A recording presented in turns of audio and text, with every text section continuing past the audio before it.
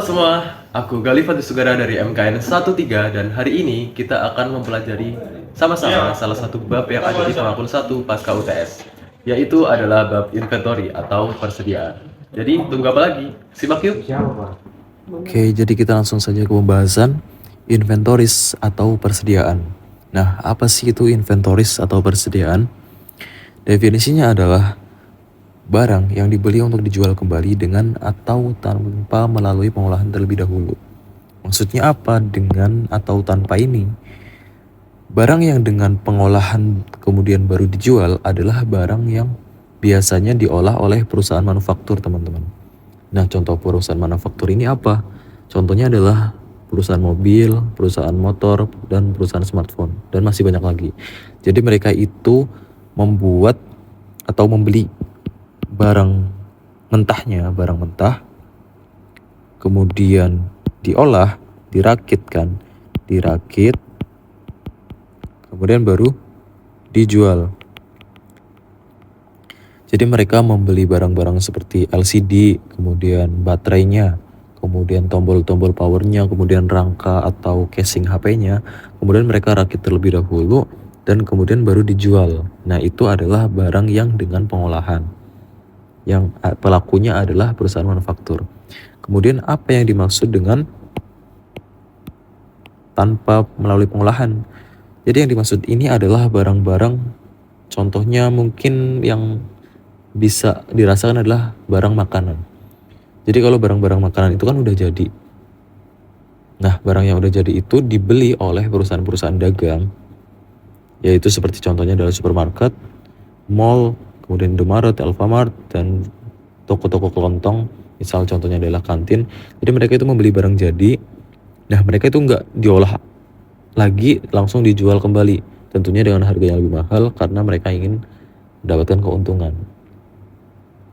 Oke. Kemudian kita lanjut ke klasifikasinya, teman-teman. Ini seperti yang udah aku jelasin tadi, perusahaan dagang jenis persediaannya cuma ada satu, yaitu merchandise inventory. Kemudian adalah perusahaan manufaktur. Nah, jenisnya macam-macam, teman-teman. Tapi di sini kita nggak akan mempelajari ini karena ini akan masuk dalam pembahasan selanjutnya, yaitu ada satu raw material inventory atau persediaan mentah, kemudian work in process inventory atau persediaan yang masih dalam proses perakitan, kemudian adalah 3 persediaan yang sudah menjadi barang jadi.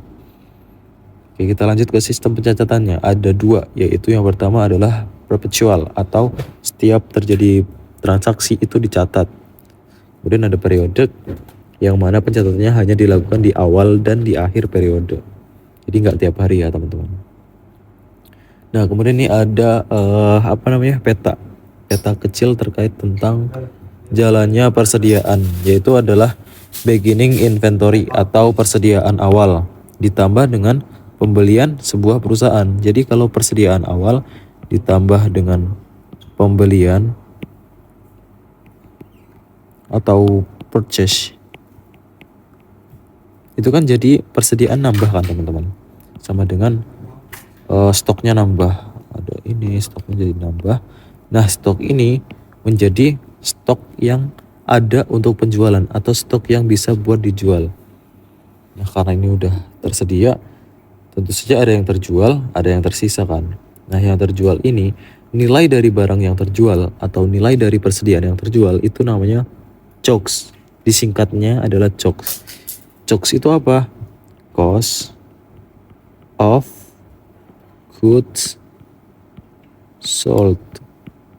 Nah, ini adalah nilai barang yang terjual. Jadi di sini nanti ada penggunaan istilah goods dan merchandise. Merchandise. Ya teman-teman.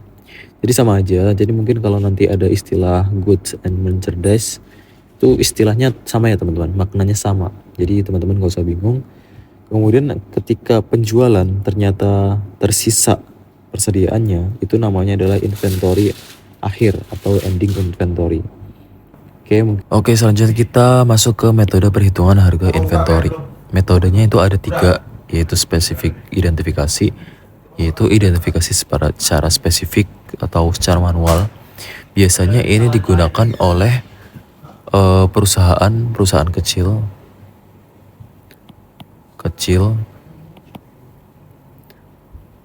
dan toko-toko kecil, toko-toko kelontong, dan bersifat tidak efisien.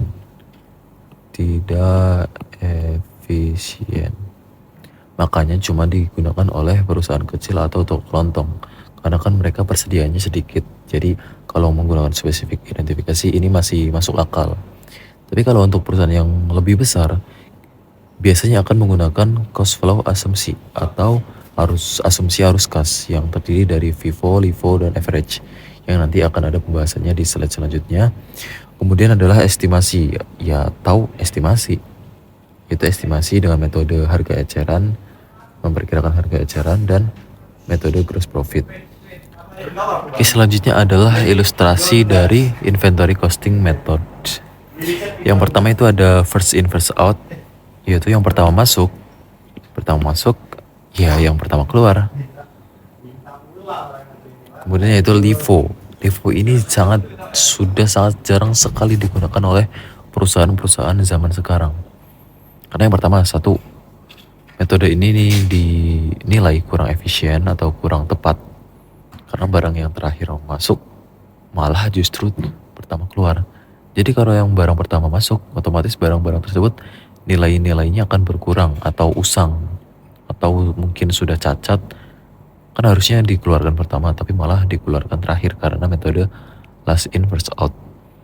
Metode ini juga dilarang di beberapa negara, sangat-sangat dilarang, karena memang metode ini dinilai bisa memanipulasi laba. Nah, kalau labanya itu bisa dimanipulasi, maka pajaknya juga bisa dimanipulasi.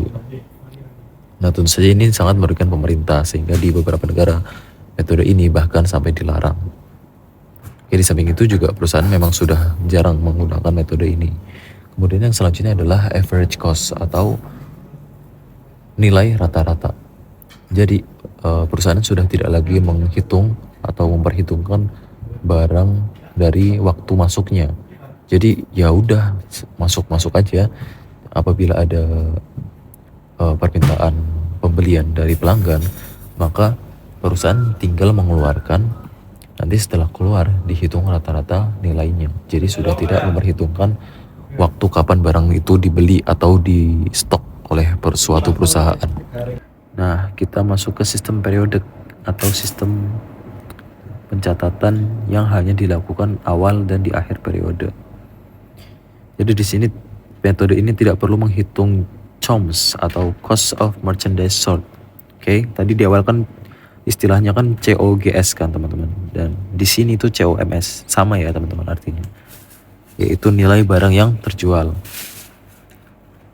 Nih, kemudian yang kedua adalah kuantitas inventory yang terjual dan inventory akhir dihitung pada akhir periode.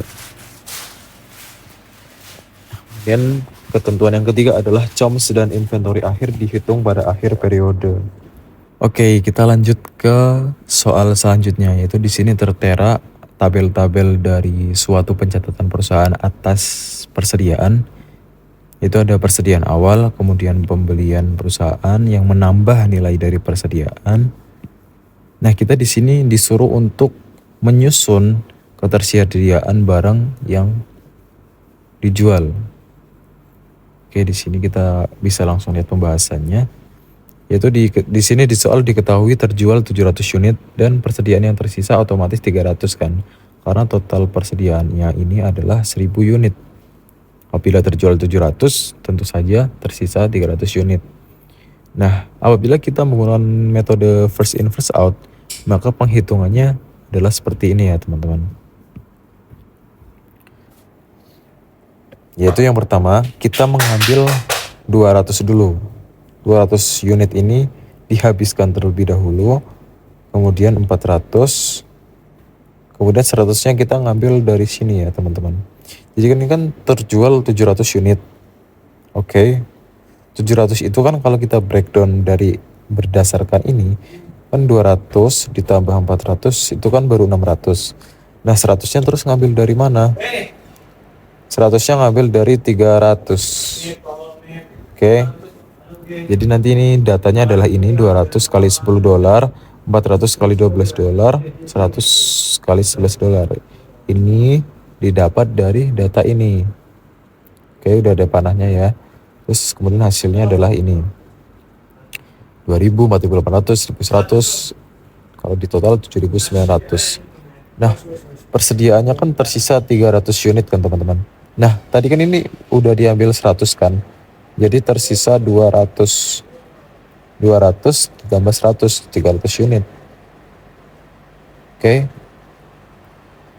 Jadi kita tulis di sini 100 yang harganya 13 dolar atau 200 kali yang harganya 11 dolar. Sebenarnya ini ditulis bolak-balik nggak masalah ya teman-teman. Oke. Jadi totalnya adalah 3.500 persediaan yang masih tersisa. Nah, kalau yang ditambah ini kan 11.400. Nah, nilainya ini sesuai dengan nilai ini. Jadi perhitungan kita benar. Oke. Ini adalah penjelasan yang tadi, kita bisa skip. Nah, dengan tabel yang sama, kita akan menggunakan metode yang berbeda, yaitu metode average. Tabelnya masih sama yang tadi ya. Nah, kalau average ini dari sistem periodik itu lebih simpel teman-teman. Jadi kita tinggal menghitung 11.400 kemudian dibagi dengan total jumlah unit, yaitu 11 dolar, 4 dolar. Jadi ini adalah cost per unitnya teman-teman. Kan tadi udah diketahui persediaan yang terjual adalah 700. Nah, 700 ini dikali dengan harga yang tadi udah dihitung menggunakan sistem average. Nah, ini ditemukan atau dihasilkan hasil 7.980 dolar. Kemudian persediaan akhir adalah 300 dikali dengan harga tadi sama 11,4 dolar yang menghasilkan harga 3.420 dolar untuk nilai persediaan akhir atau persediaan yang tersisa. Nah, ini kalau di total adalah 11.400. Sama ya teman-teman. Jadi ini menandakan kalau perhitungan kita benar. Nah, jadi teman-teman ini adalah partial income statement atau laporan bagian income dengan sistem metode periodik. Yang pertama itu ada FIFO. Net sale ini adalah penjualan. Jadi 700 unit tadi yang terjual, 700 unit dikali dengan 20. Nah, 20 dolar ini itu harga jual teman-teman. Jadi nggak ada kaitannya dengan tadi cost per unit atau cost apapun itu. Jadi berbeda. Jadi teman-teman jangan bingung kalau misal ada keterangan 700 unit kali 20 dolar. Jadi 20 dolar ini adalah harga jual. Oke, jadi di sini tuh diketahui bahwa harga jualnya 20 dolar. Kemudian cost of merchandise sold-nya itu tadi beginning inventory-nya kan 2000 dolar. Nih, persediaan awal itu 2000 dolar. Di sini kemudian purchase-nya semuanya ini pembelian kalau ditambah hasilnya 9.400. Kemudian merchandise available for sale itu totalnya ini. Oke, ini udah. Kemudian last ending inventory itu inventory yang tersisa. Ini kan FIFO, berarti kita lihat ke sini. Nah, 3.500. Oke, semuanya sudah sesuai, komsen juga sesuai, anggap kita sesuai. Kita anggap aja sesuai. Oke, jadi kita di sini akan menghitung gross profitnya. Jadi gross profit itu adalah net sale NS dikurangi dengan COMS or cost of merchandise sold, yang mana hasilnya adalah 6.100. Kemudian adalah metode average. Kita nggak usah lihat ke tabel sebelumnya karena udah pasti benar. Kita bedah saja satu-satu. Itu ini sama, net sale-nya sama 14.000. Cuma kan yang membedakan kan metodenya, average atau rata-rata. Beginning-nya tadi sama, purchase-nya sama, merchandise available for sale-nya itu sama. Nah, ini yang berbeda karena menggunakan average. Harga atau nilai persediaan akhirnya itu 3.420, $80 lebih rendah dari ini ya karena rata-rata. Kemudian ini cost of merchandise sold itu 7.980 sesuai dengan tabel tadi, nggak usah dicek wasting time. Maka kita dapat gross profitnya 14.000 dikurangi dengan ini menghasilkan $6.020. Oke, kita lanjut ke sistem perpecual atau pencatatan setiap terjadi